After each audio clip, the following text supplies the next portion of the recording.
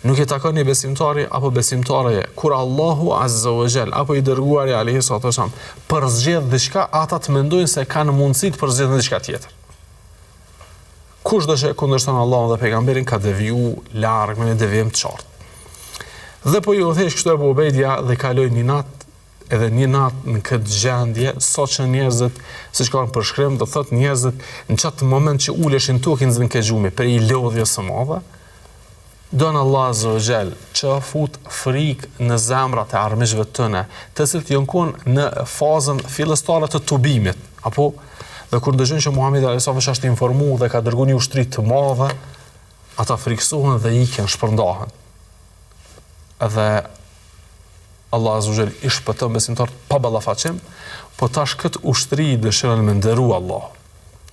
Ja u qet një balen të madhe si që kanë transmetim nga deti, këta shkojnë në Bregdet, afrohen dhe shohen një balen të madhe që kur sytë e tëre s'kan pa diçka të tillë.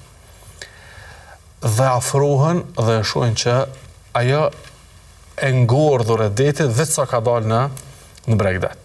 E deti është i pastër, çdo sen që gjenden te dhe ngordhësirat apo të detit janë të lejume, siç ka thënë pejgamberi sallallahu alaihi wasallam. Edhe fillojnë sahabët me thonë, a lejohet me hangër këtë mish? Apo jo? Disa thonë, po kjo qenë ka ngordhur. Disa tjerë thonë, po nashta kena në gjendje përjashtuese. Abu Ubejdia si udhëhes i tëne, thotë, edhe pse Allahu na i ka ndalu ngordhësirën, sepse është e dytë, ne jemi rob të atij që kemi dalë për me ndihmu fenë e tij dhe të dërguarin e tij. Për neve sigurt që është e lejuar me hangër. Se kanë ditë dispozitën që pejgamberi sallallahu alajhi wasallam ka tregu pastaj që ngordhësira e detit është e pastër dhe s'prish punë hangër. Dhe fillojnë sahabët me hangër mish të balenës. Dhe fillojnë me konsumu dhe gjenin, të thotë nga ushqimet më të sheshme të mundshme. Dhe vendosën aty 300 sahabë.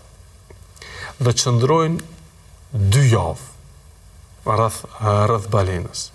Sa që thot sahabiu, shumë prej neve shtun pesh nga ushqimi aty, shtun pesh. Pastaj kanë një varrune kanë tret shumicë ndërmuese të mishit dhe ju kanë dalë eshtrat e balenës. Pastaj sahabët kanë hyrë mbrana dhe tregojnë që kanë kaluar mes brive të tij, domethënë dhe kam përmendur se çfarë krijese gjigante dhe madhe u kone e balenë dhe kështu me radhë, e që janë kthy pastaj në Medinë dhe ka shkuar Abu Ubejdia i ka tregu qysh në varforme kanë kur sukses pa u ballafaqu dhe në anën tjetër këtë mirësi që Allah ja u ka dërgu dhe pejgamberi sallallahu alajhi wasallam ka buzëqesh, ja u ka aprovu vendimet e tëne edhe të thotë në asnjë mënyrë si ka çortu nga ajo që kanë vepru.